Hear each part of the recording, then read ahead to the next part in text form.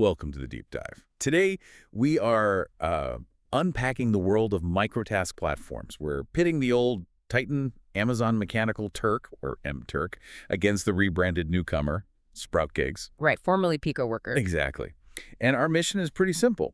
We're analyzing their payment patterns, their suspension rates, to figure out which one is a genuine way to earn and, well, which one might just be an elaborate time theft operation. And that's the core conflict, isn't it? You have MTurk, which is backed by the huge reliability of Amazon.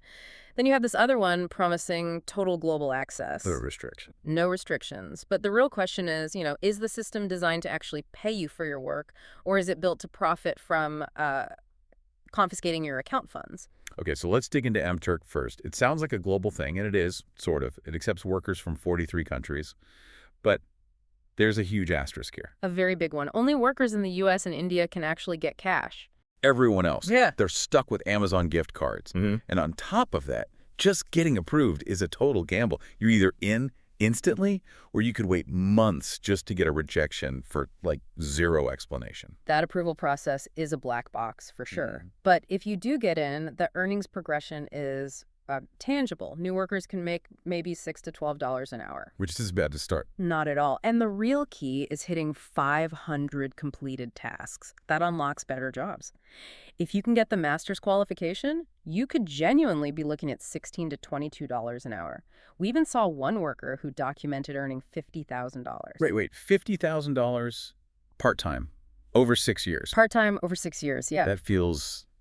That elevates it beyond just gig work. But is that person an extreme outlier? I mean, with tasks disappearing in 5 seconds, you need browser extensions just to compete. Oh, they're definitely top tier, but it's achievable because of consistency and community tools. Rejections permanently hurt your rating, so veteran workers use things like Turk, Which rates the requesters themselves. Right. Exactly. It helps them screen the bad actors out and maintain that crucial 99% approval rating. So the system does reward quality even with all those limits. It's a real AWS service, after all. All right, so let's contrast that with SproutGigs. They market this global access, tons of payment options, no restrictions, until you try to cash out. And that's where the pattern emerges. A really clear one. We looked at hundreds of reviews, and it's the same story over and over. Workers earn, $5 to $20. They request a withdrawal. And within hours, the account is suspended. Just like that. You get a generic violation message, and there's absolutely no appeal. What's the effective pay even look like before that happens? It's grim. Workers report earning as low as 36 cents an hour because of review delays and rejections. Yeah. Then they hit you with a massive 21% withdrawal fee. 21%? Yep. And you have to complete 18 successful tasks just to unlock the withdrawal option. It's designed to be a grind. And this is what gets me. The pattern isn't just with new users. We saw reports from people with 3, 5, even 7 years of experience getting banned right when they try to withdraw. And the company policy is, well, it's brutally honest about it. They state they keep 100% of all funds from suspended accounts. So this isn't just moderation. No, it feels like systematic harvesting.